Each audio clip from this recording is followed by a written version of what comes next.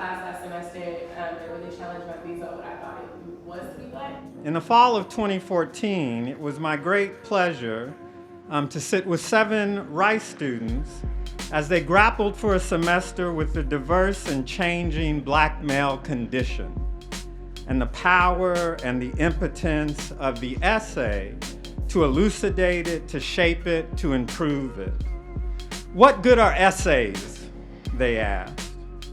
In the face of murder, in the face of bigotry, in a world too much defined by poverty, imprisonment, and political insanity, why struggle to write? In the last third of our time together, the students depended on the work of Kiese Laymon to inform and to challenge their thinking and to help answer their questions about writing, race, gender, and their own work at the university. They left with a sense of the power of writing and of rewriting and of reading and of reading and of listening closely in order to be able to write their world. And by better describing their world and analyzing it and touching people in it, to perhaps be able to affect it for the better.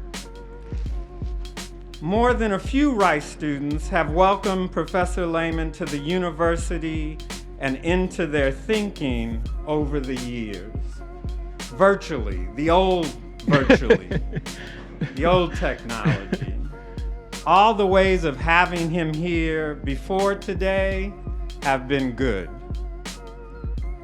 But to be able to welcome him to Rice and to listen to him here now as a professor and a colleague is, of course, the best.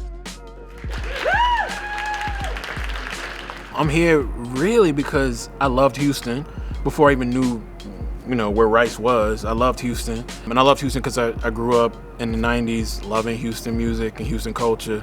And then in terms of Rice, there's just a number of incredible writers here that I just respect and love. And then I found a lot of other different critics in my department.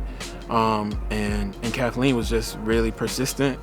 And this is where I should be. Sometimes you just know you're the place you should be. I've traveled around a lot the last 5 or 6 years, but this feels different. Reading Kiese's memoir, essays, and his novel over the last 2 years made me take seriously what we were asking of him, to leave behind Mississippi, a place that is clearly the ground of his writing, and it nurtures that writing profoundly. That makes it doubly important to welcome Kiese to Houston and to hope that this place, its history, its rawness, its community, its promise, will provide a new ground for his writing and for the radical hope that America can change for the better. I think changing the world sometimes can feel like, damn, that's a lot.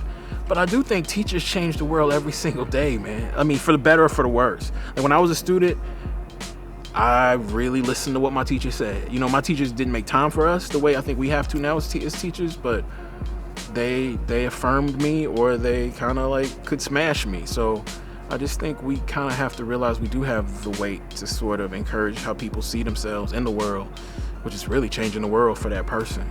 When labor feels rigorous and joyful, it makes it feel like you're doing a beautiful kind of work. And I hate to be sentimental, but that's how it feels so far teaching.